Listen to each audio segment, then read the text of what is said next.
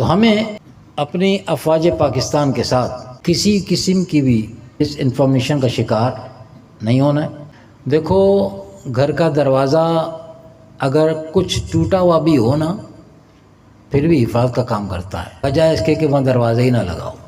جس گھر میں دروازے نہیں ہوتے، کتے اندر داخل ہوتے ہیں۔ بھلے کسی گھر کا دروازہ کمزور ہے، پر ہے تو صحیح، اور ہمارے دروازے کمزور نہیں ہیں۔ ہم بے عمل ضرور ہیں، بے عمل ہم ضرور ہیں، لیکن الحمدللہ اللہ کے فضل و کرم سے ایمانی طاقت رکھتے ہیں۔ جب وقت اسلام پر آ جائے، جب وقت پاکستان پر آ جائے جو اسلام کے نام پر بنا، تو پھر ہم جو ہمارے گھر کی لڑائیاں ہیں نا، وہ سیاسی ہیں یا مذہبی سوال ہے، وہ ہمارے گھر کی چیز ہے، وہ ہمارے گھر کے معاملات۔ لیکن جب مشترکہ ہمارا دشمن جو ہے وہ جب آئے گا اسلام کے اوپر، تو پھر ہم سب ایک ہیں، پھر ہم سب ایک ہیں۔ ہم صرف یا تو مسلم ہیں، پاکستانی ہیں، اس کے بعد پھر کچھ اور ہے۔ تو انشاءاللہ تعالیٰ یہ وقت نکل جائے گا۔ حضور نے فرمایا کہ جنگ کی طلب نہیں کرو۔ یہ تربیت حضور علیہ السلام کہ ہاں بیٹھے بیٹھے یہ نہیں بولا بھائی جنگ ہونی چاہیے، جنگ ہونی چاہیے، جنگ ہونی چاہیے، نہیں، جنگ طلب نہیں کرو۔ جیسے کہا نا کہ موت کی خواہش مت کرو، موت برحق ہے، لیکن موت مانگو نہیں کہ برے حالات ہو گئے، خدا نہ خواستہ کوئی بیمار بندہ پڑا ہے نا، یا حالات بھی تنگی دستی آ گئی، تو بندہ حالات سے تنگ آ کے کہ اس سے بہتر ہے کہ میں مر جاؤں، یا اللہ مجھے موت دے دے میں مر جاؤں۔ تو فرمایا کہ حالات سے تنگ آ کے موت طلب نہیں کرو، اللہ سے راستہ مانگو نا، اللہ سے مدد مانگو۔ موت کیوں طلب؟ موت طلب کرنے والا دراصل خدا سے مایوس ہو رہا ہوتا ہے، اور خدا سے مایوس ہو جانا یہی موت ہے۔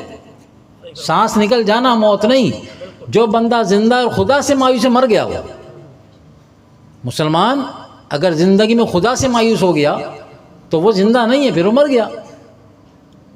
مسلمان کبھی بھی خدا سے مایوس، مسلمان کی یہ شان ہے، کیونکہ اللہ نے خود فرمایا ہے کہ آخری دم تک،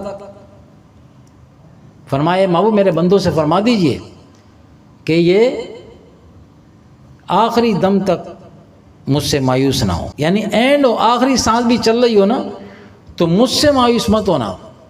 اور پھر اللہ ایک تقاضا اور کر رہا ہے کہ دیکھو، قرآن مجید کے اندر سے فرمایا دیکھو مرنا تو مسلمان ہی مرنا،